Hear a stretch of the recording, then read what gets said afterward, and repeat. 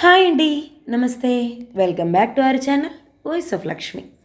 CN Chandrasekhar garu రచించిన పెద్దన్నయ్య అనే ఒక చక్కటి కథను వినేద్దామండి. కథ మొదలు పెడదామా? దివాకర్, మీ అన్నయ్య వస్తున్నారు. పక్క సీట్లోని అకౌంటెంట్ వేణు మాట విని తలెత్తి చూశాడు దివాకర్. బ్యాంక్ గేట్ నుంచి శివరాం లోపలికి రావడం కనిపించింది అతనికి. బ్యాంక్ స్టాఫ్ కొంతమందిని శివరాంని చూసి గౌరవంగా లేచి నమస్కరిస్తున్నారు, కొంతమంది పలకరిస్తున్నారు. శివరాం తన దగ్గరకు రాగానే కూర్చో అన్నయ్య అన్నాడు దివాకర్. శివరాం అక్కడే ఉన్న కుర్చీలో కూర్చుని చేతి రుమాలుతో ముఖానికి పట్టిన చెమట తుడుచుకున్నాడు. అతని ముఖం వాడిపోయింది. ఏమిటి ఇలా వచ్చావు? బ్యాంకులో ఏమైనా పని పడిందా? దివాకర్ అడిగాడు. మీ వదిన చాలా రోజులుగా కడుపు నొప్పితో బాధపడుతుంది. ఈరోజు స్పెషలిస్ట్ దగ్గరికి తీసుకెళ్లాను. ఆపరేషన్ చేయాలన్నారు అన్నాడు శివరాం దిగాలుగా. ఎంత అవుతుందిట? 50,000 అవుతుందని చెప్పారు. కాసేపు చెక్కులు పాస్ చేస్తూ ఉండిపోయాడు దివాకర్. తర్వాత తలెత్తి శివరాం వైపు చూసి, చూద్దాం అన్నయ్య, నాకు తెలిసిన డాక్టర్లు కొంతమంది ఉన్నారు. వాళ్ళు మంచి సర్జన్లు కూడా. వాళ్ళు కాస్త తక్కువలో చేస్తారేమో కనుక్కుందాం అన్నాడు. ఇప్పుడు పరీక్ష చేసిన డాక్టరు ఆలస్యం చేయకూడదన్నాడు. దివాకర్ ఇబ్బందిగా చూసి, ఇలా బ్యాంకులో ఉన్నప్పుడు చెప్తే నాకేం తోచదన్నయ్య. పనిలో ఉంటే ఆలోచనలు రావు నాకు. సాయంత్రం నేను ఇంటికొచ్చి మాట్లాడతాను అన్నాడు. అలాగే, నువ్వు దీని గురించి ఆలోచించి మనసు పాడు చేసుకోకు.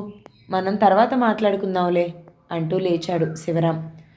అంతలో అటుగా వెళుతున్న మెసెంజర్ శివరాంను చూసి, నమస్తే సార్, నేను కుమార్ని, సంతపేట హై స్కూల్లో మీ శిష్యుణ్ణి అన్నాడు 2 చేతులు జోడించి. నీ పేరు గుర్తులేదు కానీ నువ్వు గుర్తున్నావో. బాగున్నావా? ఆప్యాయంగా అడిగాడు శివరాం. బాగున్నాను సార్. ఈ మధ్యే అనంతపూర్ నుంచి ట్రాన్స్ఫర్ చేయించుకుని వచ్చాను. రాగానే దివాకర్ సార్ని మీ గురించి అడిగాను. కూర్చోండి సార్, టీ తాగెడుదురు కానీ అంటూ బాయ్ని పిలిచి టీ తెమ్మని చెప్పాడు. ముందు కాస్త మంచినీళ్ళు ఇప్పించు కుమార్ అభ్యర్థనగా అడిగాడు శివరాం. కుమార్ వెళ్ళి మంచినీళ్లు తెచ్చాడు. టీ తాగుతున్న శివరాం వైపే చూస్తూ ఉండిపోయాడు దివాకర్. టీ ఆఫర్ చేయాలని ఆ పాత శిష్యుడికి తోచింది, తనకెందుకు తోచలేదు? ఎండన పడి వస్తే మంచినీళ్ళు ఇవ్వాలని తనకెందుకు అనిపించలేదు అని తనని తాను ప్రశ్నించుకున్నాడు. అయితే సమాధానాలు మాత్రం అతనికి స్ఫురించలేదు. ఆ రోజు సాయంత్రం మారుతి కార్ షోరూమ్ నుంచి వచ్చిన రిప్రజెంటేటివ్ దివాకర్ను కలిశాడు. రేపు మీరు డ్రాఫ్ట్ సిద్ధం చేసుకున్నారంటే ఎల్లుండి కార్ మీ ఇంట్లో ఉంటుంది అన్నాడు అతను దివాకర్తో. అదేం పెద్ద పని కాదు. బ్యాంక్ లోన్ తీసుకుంటున్నాను కాబట్టి ఓచర్లు నింపడమే నా పని. నా మార్జిన్ ఎలాగూ సిద్ధంగా ఉంది అన్నాడు దివాకర్. రిప్రజెంటేటివ్ వెళ్ళిపోయాక అకౌంటెంట్ వేణు వచ్చి, ఎప్పుడు కొంటున్నావు కారు అని అడిగాడు ఎదురుగా ఉన్న కుర్చీలో కూర్చుంటూ. రేపు లోన్ కోసం అప్లై చేస్తాను. ఎల్లుండి కారు డెలివరీ చేస్తారు. కాసేపు రంగు, మోడల్, రేట్ గురించి మాట్లాడుకున్నాక, మీ అన్నయ్య ఎప్పట్లా ఉత్సాహంగా కనిపించలేదు ఈరోజు. చాలా డల్గా కనిపించారు అన్నాడు వేణు. అవును, మా వదినకు ఆపరేషన్ చేయించాలట, అందుకు 50,000. దివాకర్ మాట ఇంకా పూర్తి కాకముందే, మీ అన్నయ్య వస్తున్నారు, 100 ఏళ్ల ఆయుష్ ఆయనకు అన్నాడు వేణు గేట్ వైపు చూస్తూ. దివాకర్ తలెత్తి చూశాడు. శివరాంను చూడగానే అతడికి విసుగుతో కూడిన కోపం వచ్చింది. నువ్వు ఆయన ముందు కారు విషయం ఎత్తకు అన్నాడు వేణుతో. నేనెందుకు ఎత్తుతాను అంటూ వేణు తన సీటుకు వెళ్ళిపోయాడు. అతనికి దివాకర్ ప్రవర్తన ఆశ్చర్యం కలిగించింది. దివాకర్ని చూసి శివరాం నవ్వుతూ, ఈరోజు పని పూర్తయిందా అంటూ కుర్చీ లాక్కొని కూర్చున్నాడు. పని ఇంకా పూర్తి కాలేదు. నేనే ఇంటికొచ్చి మాట్లాడతానన్నాను కదా, మళ్ళీ నువ్వు రావడం ఎందుకు? వదిన ఆరోగ్యం గురించి నాకు కన్సర్న్ ఉంది, కానీ నాకు కాస్త ఆలోచించే సమయమన్నా ఇవ్వాలి కదా నువ్వు. దివాకర్ ముఖంపై నవ్వు పులుముకుని ఆ మాటలన్నా అతని మాటల్లో అసహనం, విసుగు గ్రహించాడు శివరాం. సారీరా, నువ్వు అన్నట్టు ఇవి బ్యాంకులో మాట్లాడుకునే విషయాలు కావు. ఇంటి దగ్గరే మాట్లాడుకుందాం. శివరాం కుర్చీలో నుంచి లేచి బయటకు నడిచాడు. వెడుతున్న అతడి కంట్లో నీరు తిరగటం వేణు చూశాడు. అతని మనసు శివరాం పట్ల జాలితో నిండిపోయింది. దివాకర్ ఇంటికి రాగానే భార్య స్వప్న ఎదురొచ్చి, శివరాం బావగారు ఫోన్ చేశారు అని చెప్పింది. ఎన్ని గంటలకు చేశాడు విసుగ్గా అడిగాడు దివాకర్. 7 గంటలకు చేశారు. అక్కయ్యకు ఆపరేషన్ అని చెప్పారు. మీరు బ్యాంక్ నుంచి వచ్చారా అని అడిగారు. ఇంకా రాలేదని చెప్పాను. బ్యాంకుకు వచ్చి మాట్లాడాళ్లే. వదిన ఆపరేషన్కు 50,000 కావాలని అడిగాడు. మీరేమని చెప్పారు? ఆలోచించి చెప్తానన్నాను. బాగా ఆలోచించండి. వాళ్లకు ఆయన పెన్షన్ తప్ప మరో ఆదాయం లేదు. మరి 50,000 వాళ్ళు ఎలా తీరుస్తారు? అయితే ఇప్పుడు ఏం చేద్దామంటావు? 5ో 10ో ఆయన చేతికిచ్చి మన దగ్గర ఉన్నది ఇంతేనని చెప్పండి. కానీ మనం కారు కొంటున్నాం కాబట్టే డబ్బుకు ఇబ్బంది అని చెప్పండి. ఆపరేషన్ విషయం తెలీదు కాబట్టి కార్కి ముందే డబ్బులు ఇచ్చేసామని చెప్పండి. అలాగే చెప్తాను. నాకు కాస్త మంచినీళ్ళు ఇవ్వు అంటూ సోఫాలో కూలబడ్డాడు దివాకర్. మరుసటి రోజు బ్యాంక్ లోన్ తీసుకోవటం, డ్రాఫ్ట్ షోరూంలో ఇవ్వటం, తర్వాత రోజు కారుని ఇంటికి తీసుకురావడం, గుడికి తీసుకెళ్లి పూజ చేయించడం లాంటి పనులతో బిజీగా ఉండిపోయాడు. ఆ రోజు ఆదివారం కావడంతో కొత్త కారు డ్రైవ్ చేసుకుంటూ శివరాం ఇంటికి వెళ్ళాడు దివాకర్. శివరాం ఇల్లు తాళం వేసి ఉండటం చూసి ఆశ్చర్యపోయాడు. శివరాం పక్కింట్లో ఉంటున్న తన స్నేహితుడు రామకృష్ణ ఇంటికి వెళ్ళాడు. దివాకర్ని చూసి ఎంతో సంతోషించాడు రామకృష్ణ. అతను దివాకర్ పనిచేసే బ్యాంకులోనే మరో బ్రాంచ్లో పనిచేస్తున్నాడు. చాలా రోజుల తర్వాత మా ఇంటికి వచ్చావు. నాకు చాలా ఆనందంగా ఉంది అన్నాడు రామకృష్ణ. నాకు అలాగే ఉంది. కొత్త కారు కొన్నాను. నీకు అన్నయ్యకు చూపిద్దామని తెచ్చాను. అలాగా, కంగ్రాట్స్. అన్నయ్య ఇల్లు లాక్ చేసుంది. వాళ్ళు ఎక్కడికి వెళ్ళారో నీకు తెలుసా?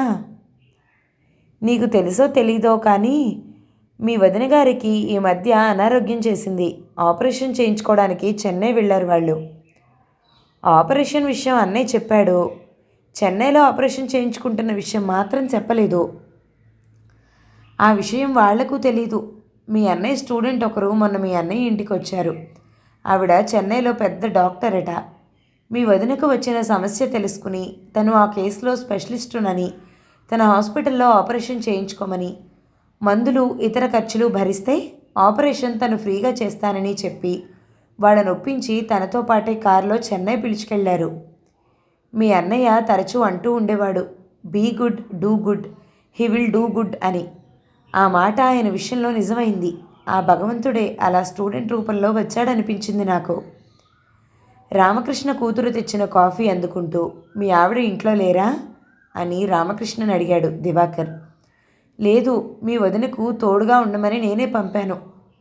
ఉదయమే తను ఫోన్ చేసి ఆపరేషన్ విజయవంతమైందని, మీ వదిన బాగున్నారని చెప్పింది. తను ఊర్లో ఉండి వాళ్లకు ఏ సహాయమూ చేయనందుకు రామకృష్ణ ఏమనుకున్నాడో అనుకున్నాడు దివాకర్. అన్నయ్య ఆపరేషన్కు డబ్బులు అడిగాడు. 2 రోజుల నుంచి రావాలని ప్రయత్నిస్తున్నాను కానీ సమయం దొరకలేదు. ఈరోజు డబ్బు తీసుకుని వచ్చాను. వాళ్ళు లేరు అన్నాడు నిరుత్సాహంగా. రాలేకపోయానని చెప్పు, ఒప్పుకుంటాను. కానీ సమయం దొరకలేదంటే నేను ఒప్పుకోను. రోజు షేవింగ్ చేసుకుంటున్నావా? స్నానం చేస్తున్నావా? భోజనం చేస్తున్నావా? Current bill, telephone bill, due date చూసుకొని కడుతున్నావా? ఇంటికి కావలసిన సరుకులు, కూరగాయలు తెస్తున్నావా? నీ భార్యకు, పిల్లవాడికి కావలసినవి అమర్చి పెడుతున్నావా? మరి వీటికి సమయం ఎక్కడి నుంచి వచ్చింది నీకు? అవి నీకు అవసరం కనుక టైం దొరుకుతుంది. మిగిలినవి నీకు అవసరం లేదు కనుక టైం దొరకటం లేదు. నీకు గుర్తుందా, మనం నెల్లూరులో ఉన్నప్పుడు నాకు చిత్తూరుకి ట్రాన్స్ఫర్ వస్తే నువ్వు నాకు మంచి ఇల్లు చూపించమని మీ అన్నయ్యకు ఉత్తరం రాసిచ్చి నాతో పంపావు. అదృష్టవశాత్తు ఆయన పక్క ఇల్లే ఖాళీగా ఉండటంతో అందులో చేరిపోయాను. అప్పట్నుంచి మీ అన్నయ్యతో సాన్నిహిత్యం పెరిగింది. ఆయన్ని చూస్తుంటే నాకేమనిపించేదో తెలుసా? మనుషులు నా కొడుకు ఇంజనీర్ కావాలి, డాక్టర్ కావాలి, ఇంకోటి కావాలి అని కోరుకుంటారు. కానీ నా బిడ్డ మంచి పొరుగువాడు కావాలని ఎందుకు కోరుకోరు అనిపించేది. మంచి పొరుగువారి వల్ల ఇరుగు పొరుగు వాళ్లకు ఎంత లాభమో మీ అన్నావదినల ద్వారా సహాయాలు పొందిన మాకు అనుభవపూర్వకంగా తెలుసు. మరి వారికి ఆప్తుడుగా నీకు అలాంటి అనుభవాలు ఎన్నో ఉండాలి. కాకపోతే అవన్నీ ఇప్పుడు నువ్వు మర్చిపోయినట్లున్నావు దివాకర్. ఒకప్పుడు మీ అన్నయ్య గురించి ఎంత గొప్పగా చెప్పేవాడివి. ఈరోజు ఆయన కష్టాల్లో ఉంటే పలకరించడానికి కూడా టైం లేదంటున్నావు. ఈ 3 ఏళ్లలో ఎంత మార్పు నీలో. దీనికి కారణం ఏమై ఉంటుంది? నీ ప్రమోషనా, లేక పెరిగిన నీ ఆర్థిక స్థితా? మీ అన్నయ్య కూడా నీలాగే నేను నా భార్య పిల్లలు అని గిరిగీసుకుని ఉంటే మీరంతా ఎక్కడుండేవారో ఆలోచించు. దివాకర్ మౌనంగా ఉండిపోయాడు. రామకృష్ణ ఉన్నట్టుండి లేచి బెడ్రూంలోకి వెళ్ళాడు. 5 నిమిషాల తర్వాత చేతిలో కవర్తో వచ్చాడు. నేను మీ అన్నయ్య వాళ్ళ పక్కింట్లో చేరానని నెల్లూరులో ఉన్న నీకు ఫోన్ చేసి చెప్పగానే నువ్వు రాసిన ఉత్తరం ఇది. ఇంటికెళ్ళి ఓసారి తీరికగా చదువు. ఇది నీ గతాన్ని, మీ అన్నయ్యతో నీ అనుబంధాన్ని, ఆయన నీకు చేసిన సహాయాల్ని గుర్తుకు తెస్తుందేమో, ప్రయత్నించు. దివాకర్ ఉత్తరాన్ని అందుకుని లేచి నిలబడ్డాడు. దివాకర్, డబ్బు ఎంత సంపాదించినా అది మనకు సంతోషాన్ని, ధైర్యాన్ని ఇవ్వగలదేమో కానీ తృప్తిని ఇవ్వలేదు. ఎదుటి మనిషికి ఆనందాన్ని ఇవ్వటం, కష్టాల్లో ఉంటే సహాయపడటం వల్ల కలిగే తృప్తి ఇంకెందులోనూ దొరకదు. నిన్ను నొప్పించి ఉంటే సారీ, గుడ్ నైట్ అన్నాడు రామకృష్ణ. గుడ్ నైట్ అంటూ కార్ స్టార్ట్ చేశాడు దివాకర్. రామకృష్ణ, నువ్వు మా అన్నయ్య పక్కింట్లోనే చేరావని తెలిసి నాకు చాలా సంతోషం కలిగింది. ఈ శుభ సందర్భంలో నీకు మా అన్నయ్య గురించి కొన్ని విషయాలు చెప్పాలనిపిస్తోంది. ఇందువల్ల ఆయనతో గడిపిన నా బాల్యాన్ని నెమరు వేసుకునే అవకాశం కూడా నాకు కలుగుతుంది. శివరాం నా సొంత అన్నయ్య కాదు, మా పెదనాన్న కొడుకు. మాది ఒకప్పుడు ఉమ్మడి కుటుంబం. నాన్న వాళ్ళు 4 అన్నదమ్ములు. వారిలో 2 మంచి ఉద్యోగాలు, 2 చిరు ఉద్యోగాలు. అందువల్ల ఒకరి సంపాదనపై మరొకరు ఆధారపడేవారు. ఇది ఆడవాళ్లకు నచ్చేది కాదు. క్రమంగా వాళ్ల మధ్య మనస్పర్ధలు ఎక్కువయ్యాయి. ఉమ్మడి కుటుంబం 4 కుటుంబాలుగా విడిపోయింది. మనుషులు కూడా 2 గ్రూపులుగా చీలిపోయారు. పెద్దల మధ్య విభేదాలు పిల్లల మధ్య ఐక్యతను దెబ్బతీశాయి. అటువంటి సమయంలో మా పెద్దన్నయ్య కాలేజీకొచ్చాడు. ఆయనకు ఈ వాతావరణం నచ్చలేదు. నలుగురు అన్నదమ్ముల మధ్యన సఖ్యత లేకపోతే దేశంలోని ప్రజలంతా ఐక్యతగా ఎలా ఉంటారనిపించింది. ముందుగా పిల్లలనందరినీ కూడబెట్టుకుని కథలు, జోక్స్ చెప్పి నవ్విస్తూ ఆటలాడిస్తూ మా అందరికీ దగ్గరయ్యాడు. పెద్దల మధ్య కూర్చుని చాడీలు వింటూ విలువైన కాలాన్ని వృధా చేసుకోకూడదని, చదువు చెడితే జీవితాంతం బాధపడాలని మాకు చెప్పేవాడు.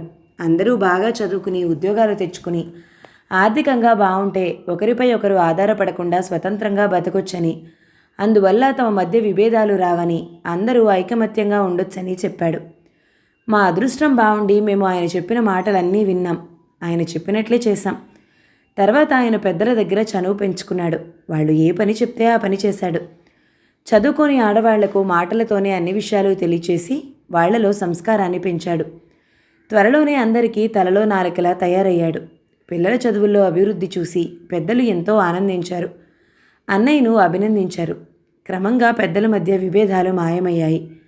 కాపురాలు వేరైనా పండుగల్ని కలిపి జరుపుకునేవారు. అంత చిన్న వయసులో అన్నయ్య సాధించిన అతిపెద్ద విజయం ఇది. తక్కడు చదివి బాగుపడితే చాలు అనుకోలేదు అన్నయ్య. మేమందరం కూడా బాగుపడాలని కోరుకున్నాడు. ఆయన తర్వాత మేము 6 అన్నతమ్ములం. మాతో పాటు 3 అక్క చెల్లెళ్ళు. అమ్మాయిలతో సహా అందరం చదువుకున్నాం. అందరం ఉద్యోగాలు చేస్తున్నాం. ఇది అన్నయ్య సాధించిన 2వ విజయం. మా అందరి పెళ్లిళ్ల బాధ్యత తన భుజాన వేసుకుని జరిపించాడు అన్నయ్య.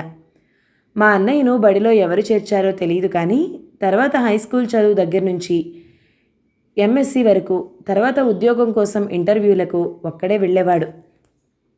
పెదనాన్న ఆఫీస్ పనులతో ఎప్పుడూ బిజీగా ఉండేవాడు. తన స్నేహితులకు తోడుగా వచ్చిన వాళ్ళ తల్లిదండ్రుల్ని, సోదరుల్ని చూసి తన తండ్రి కూడా తనతో పాటు వచ్చి ఉంటే తనకు మానసిక ధైర్యంగా ఉండేది కదా అనుకునేవాడట. ఆ లోటు మాకుండకూడదని మేము ఉద్యోగాల కోసం పోటీ పరీక్షలకు, ఇంటర్వ్యూలకు వెళ్ళినప్పుడు మాతో పాటు వచ్చి మాకు ధైర్యం చెప్పేవాడు. ఒక రకంగా నాకు జీవితాన్నిచ్చింది మా అన్నయ్యే. నేను ఇంటర్ ఫస్ట్ ఇయర్లో ఓ పరీక్ష తప్పాను. ఇంట్లో అందరూ బాగా తిట్టారు. నేను హర్ట్ అయ్యి ఇల్లు వదిలి వెళ్ళిపోవాలని నిశ్చయించుకుని రైల్వే స్టేషన్ చేరుకున్నాను. అప్పుడే వచ్చిన ఓ ట్రైన్ ఎక్కబోతుంటే ట్రైన్ దిగుతున్న అన్నయ్య కంట్లో పడ్డాను. ఎక్కడికి పోతున్నావని అడిగాడు. సమాధానం చెప్పలేదు నేను. పరీక్ష ఏమైందని అడిగాడు. చెప్పాను. పర్వాలేదు, ఫస్ట్ ఇయరే కదా, సంవత్సరం వృధా కాదు, ఈసారి ఇంకా బాగా చదివి రాయి అన్నాడు. నాకెంతో ఆశ్చర్యం వేసింది. చదువు ప్రాముఖ్యం గురించి అంతగా చెప్పే అన్నయ్య నా ఫెయిల్యూర్ని అంత తేలికగా తీసుకుంటాడని నేను ఊహించలేదు. అన్నయ్య నా భుజంపై చెయ్యి వేసి నన్ను ఇంటికి తీసుకువెళుతూ అన్నాడు. మనం బాధ్యతలు తెలుసుకుని ప్రవర్తిస్తే ఫలితాల గురించి ఆందోళన పడవలసిన అవసరం లేదు.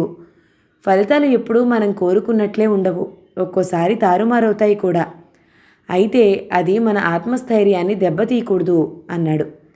ఆ మాట ఏనాటికి మర్చిపోలేదు. నాకు ఎంతో ఓదార్పును, ఆత్మవిశ్వాసాన్ని ఇచ్చిన మాట అది. తర్వాత నేను ఇంటర్ ఫస్ట్ క్లాస్లో డిగ్రీ డిస్టింక్షన్లో పాస్ అయ్యాను. ఆ రోజు అన్నయ్య నాకు స్టేషన్లో కనబడకపోయి ఉంటే నేనెక్కడికి వెళ్ళి ఉండేవాణ్ణో, ఎలాంటి జీవితం గడుపుతూ ఉండేవాణ్ణో. ఈరోజు ఇలా బ్యాంకులో ఆఫీసర్గా ఉన్నానంటే ఇది ఆయన పెట్టిన భిక్షే. అన్నయ్య ఎంఎస్సీ చదివినా మమ్మల్ని విడిచి వెళ్ళటం ఇష్టం లేక చిత్తూరులోనే టీచర్ పోస్టులో స్థిరపడిపోయాడు. పైగా టీచర్ పోస్ట్ అంటే ఆయనకు చాలా ఇష్టం. ఆయన ఆ ఉద్యోగాన్ని పూర్తి కమిట్మెంట్తో చేశాడు. మా గురించి ఎలా పట్టించుకునేవాడో తన విద్యార్థుల బాగోగుల గురించి కూడా అంతే పట్టించుకునేవాడు. తన పూర్తి సమయాన్ని వాళ్ల కోసం వెచ్చించి వారి ఎదుగుదలకు కృషి చేసేవాడు. మా వదిన కూడా ప్రైవేట్ స్కూల్లో టీచర్గా పనిచేసేది. ఇద్దరూ మేడ్ ఫర్ ఈచ్ అదర్లా ఉండేవారు. మనం బ్యాంక్లో కొంతమంది కస్టమర్లకు 10 సార్లు మంచి సర్వీస్ చేసి ఓసారి పని ఒత్తిడిలో సర్వీస్ చేయలేకపోతే అలిగిపోయిన వాళ్ళు ఉన్నారు, అరిచిపోయే వాళ్ళు ఉన్నారు. కానీ వాళ్ళిద్దరికీ మాత్రం ఎక్కడికి వెళ్ళినా పాదాభివందనాలే, అభిమానపు పలకరింపులే. సినిమాకి వెళ్ళినా, గుడికి వెళ్ళినా, డాక్టర్ దగ్గరికి వెళ్ళినా, లాయర్ దగ్గరికి వెళ్ళినా, ఏ ఆఫీస్కి వెళ్ళినా వాళ్ళ శిష్యులే కనపడతారు. కావలసిన పని చేసి పెడతారు. అన్నయ్య మాతో, ఆయన విద్యార్థులతో తరచుగా ఓ మాట అంటూ ఉండేవారు. ప్రతి మనిషి ఓ అబ్దుల్ కలాం, ఓ రెహమాన్, ఓ టెండూల్కర్ కాలేరు. కానీ ప్రయత్నిస్తే ప్రతి మనిషి ఓ మదర్ తెరెసా కాగలరు. ఇందుకు మేధస్సు, ప్రతిభ, కృషి అవసరం లేదు. ఎదుటి మనిషి కష్టం పట్ల స్పందించే హృదయం ఉంటే చాలు అని. ఈ మాట అనడమే కాదు, ఆచరించి మాకు చూపించాడు కూడా. ఊర్లో ఎవరికి ఏ విధమైన సహాయం కావలసి వచ్చినా నేనున్నానంటూ వెళ్ళేవాడు. అందుకోసం అయ్యే వ్యయప్రయాసల్ని పట్టించుకునేవాడు కాదు. మనం బ్యాంక్లో కూర్చుని డెబిట్లు, క్రెడిట్లు, టార్గెట్లు ఇవే జీవితం అనుకుంటాం. అన్నయ్య లాంటి వాళ్ళని చూస్తే మనుషులుగా మనం చేయవలసింది చాలా ఉంది అనిపిస్తుంది. ఆయన మా అన్నయ్య అయినందుకు అనుక్షణం నేను గర్వపడుతూ ఉంటాను. అన్నయ్య గురించి నేను ఇందులో చెప్పింది కొంతే. ఇకపై ఆయన గురించి నువ్వు నాకు చెప్తావు. ఉంటాను.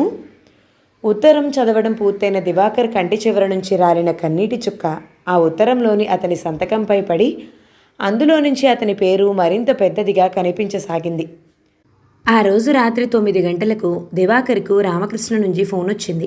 దివాకర్, మీ అన్నయ్య వదిన సాయంత్రం చెన్నై నుంచి వచ్చారు అని చెప్పాడు రామకృష్ణ. అలాగా, నేనొచ్చి చూస్తాను. రామకృష్ణ, నువ్విచ్చిన నా ఉత్తరం చదివాను. పని ఒత్తిడి అంటూ నాకు నేనే ఓ కారణం కల్పించుకుని నా మీద నేనే సానుభూతి చూపుకుంటూ భార్య చెప్పిందే వేదం అనుకుంటూ ఆమె ఆలోచనలే నా ఆలోచనలుగా భావిస్తూ అనుబంధాలకు దూరంగా ఓ ఇరుకు ప్రపంచంలో ఉండిపోయాను ఇన్నాళ్ళు. ఆ ఉత్తరం చదివాక అనుబంధం ఎంత తీయగా ఉంటుందో, అనురాగం ఎంత హాయిగా ఉంటుందో, ఐకమత్యం ఎంత ధైర్యాన్ని ఇస్తుందో మళ్ళీ కొత్తగా తెలుసుకున్నాను. నీకు ఎలా కృతజ్ఞతలు చెప్పాలో నాకు తెలియటం లేదు. మీ అన్నయ్యతో నువ్వు ఇదివరకు ఎలా ఉండేవాడివో అలాగే ఇకపై కూడా ఉంటే చాలు. నాకు వేరే కృతజ్ఞతల అవసరం లేదు. తప్పకుండా, నేనిప్పుడే బయలుదేరొస్తున్నాను. ఉంటాను. తర్వాత భార్యకు విషయం చెప్పి వెంటనే బయలుదేరి శివరాం ఇల్లు చేరుకున్నాడు దివాకర్. హాల్లోకి అడుగు పెట్టబోతూ అన్న వదిలిన మాటలు వినిపించి గుమ్మం దగ్గరే నిలబడిపోయాడు. మీరు కార్యసాధకులని మరోసారి నిరూపించారండి. నాకు ఆపరేషన్ అన్న విషయం బంధువులకు కానీ, స్నేహితులకు కానీ, ఆఖరికి కన్న బిడ్డలకు కూడా తెలియనివ్వకుండా దాచారు. బాధ, భయం, కష్టం, నష్టం అన్నీ మీరే భరించి చివరికి విజయం సాధించారు. జానకి శివరాంతో అంటుంది. ఎక్కడో ఉన్నవాళ్లకు ఈ విషయం చెప్పి ఆందోళన కలిగించడం ఎందుకని చెప్పలేదు. అయితే రామకృష్ణ దగ్గర ఈ విషయం దాచడం సాధ్యం కాలేదు. అతను తన వంతు సాయం చేసి తన మంచితనం నిరూపించుకున్నాడు. కానీ మీరు దివాకర్ దగ్గరకు వెళ్ళటమే నన్ను ఆశ్చర్యపరిచింది. ఈ మధ్య మన ఇంటి వైపే రాని అతనితో మాత్రం ఈ విషయం చెప్పాలని మీకెందుకు అనిపించింది? డాక్టర్ గారు నీకు ఆపరేషన్ చేయాలని చెప్పగానే నాకెంతో భయం వేసింది. నా భయం నీతో చెప్పుకోలేను, నువ్వే పేషెంట్వి కాబట్టి. ఊర్లో ఉన్న ఒకే ఒక తమ్ముడు వాడు, వాడితో చెప్పుకుంటే నన్ను ఓదార్చి ధైర్యం చెప్తాడని నిన్ను ఇంటి దగ్గర వదిలి వెంటనే బ్యాంకుకు వెళ్ళాను. అప్పుడు వాడు బిజీగా ఉండటంతో మళ్ళీ సాయంత్రం వెళ్ళాను. పాపం వాడప్పుడు బిజీనే. అన్నయ్య బ్యాంకుకు వచ్చింది నన్ను డబ్బులు అడగడానికి కాదా అనుకుని ఆశ్చర్యపోయాడు దివాకర్. కానీ అక్కడికి వెళ్ళి అవమానం తప్ప ఏం పొందారు మీరు దివాకర్కు ఎంత చేశారు? అతని అభివృద్ధి కోసం ఎంతగా తప్పించారు? అతను ఈరోజు అవన్నీ మర్చిపోయాడు. జానకి అంది. తప్పు, అలా అనకు. నేను ఏదో ఆశించి వాళ్లకు చేయలేదు. నేను ఏదో ఒక విధంగా వాళ్లకు ఉపయోగపడితే చాలని అనుకున్నాను. దివాకర్ స్వతహాగా మంచివాడే, పని ఒత్తిడిలో అలా మాట్లాడాడు. ఆ క్షణంలో అతని ప్రవర్తన నన్ను బాధ పెట్టినా తర్వాత ఆలోచిస్తే పని ఒత్తిడి వల్ల అతనిలో ఏర్పడిన అసహనం బయటపడేందుకు నేను ఆ అవుట్లెట్లా ఉపయోగపడ్డానన్న విషయం స్ఫురించి ఎంతో ఆనందించాను అన్నాడు శివరాం. దివాకర్ ఇక నిలబడలేకపోయాడు. పరుగున వెళ్ళి శివరాం చేతులు పట్టుకుని అందులో తన ముఖం దాచుకున్నాడు ఏడుస్తూ. కథ సమాప్తం. ఈ కథ గనక మీకు నచ్చినట్లయితే లైక్ చేయండి, షేర్ చేయండి, మంచి కామెంట్ చేయండి. మన ఛానల్ని తప్పకుండా సబ్స్క్రైబ్ చేయండి. Thank you so much for watching. నమస్తే.